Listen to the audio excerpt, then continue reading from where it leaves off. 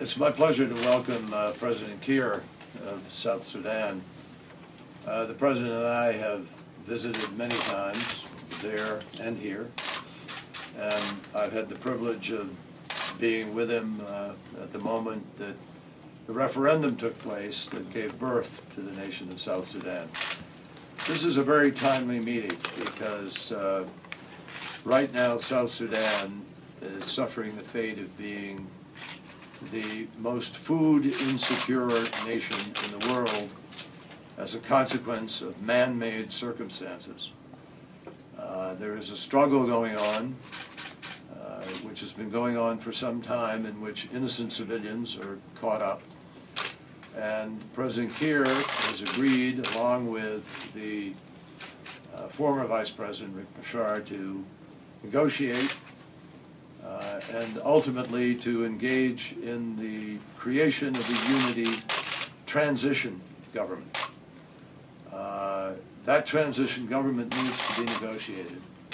And the neighbor countries, Kenya, Uganda, Ethiopia, have been deeply involved, together even with Sudan, in trying to help bring parties together and see if we can't resolve this in a peaceful way.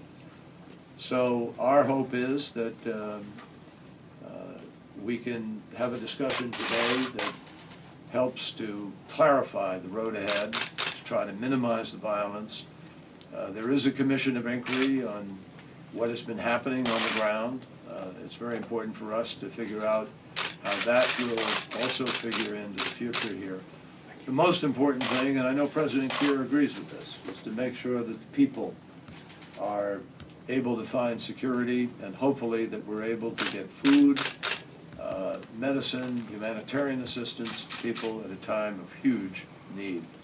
And I look forward to my conversation with the President this morning. Mr. President, do you want to say anything? Well, thank you very much, Honorable Secretary.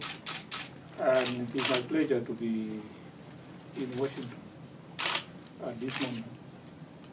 And on bilateral issues, and for your also involvement in the issues of our country. The situation in South Sudan today, of course, on the ground, it is not as being reported in the media. And if the two sides, that is the government and the rebels, were forthcoming, all of them, this thing could have been resolved a long time back. But we get the difficulty on the side of the rebels. We signed the cessation of hostilities with the leader of the rebels in May on the 9th, which he did not respect. We again met in June, and we signed another recommitment cessation of hostilities on the 10th of June, but they did not abide with all these agreements. I always say that Dr. Riek Machar is not in control of what he calls his army.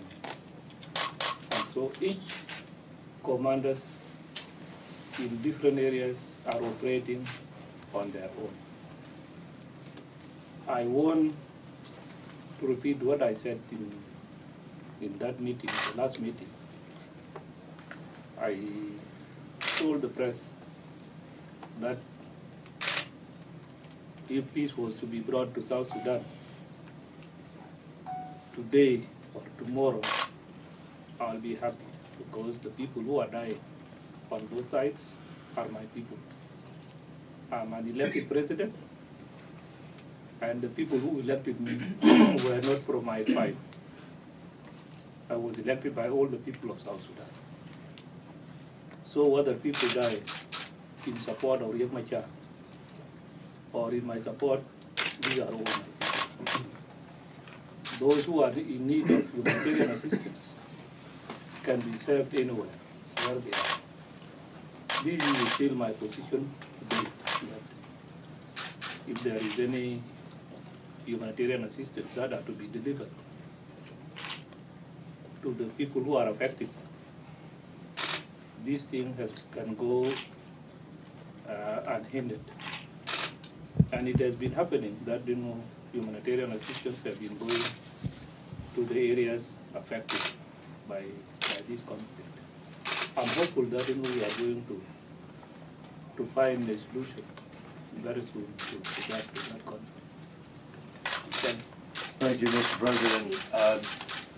I just want the record to be clear that it is our judgment, and the former Vice President, Mr. Bashar, needs to understand this, that he has broken. It was his initiative that broke the agreement and took his troops back into a violent status. And he needs to understand the importance of living by the agreements. In my conversations with the Prime Minister of Ethiopia, who made it clear this is his judgment also, he needs to understand the international community is going to be impatient with those breaches. So what we're looking for is the fulfillment of the agreement, which means moving to a transition government that heals the wounds and brings people together. And we have said before, and I reiterate now, that the President is the duly elected constitutional President of South Sudan, and this is a rebel group. Nevertheless, it needs to understand the importance of adhering to international agreements and the importance of bringing this to a negotiated conclusion and path forward.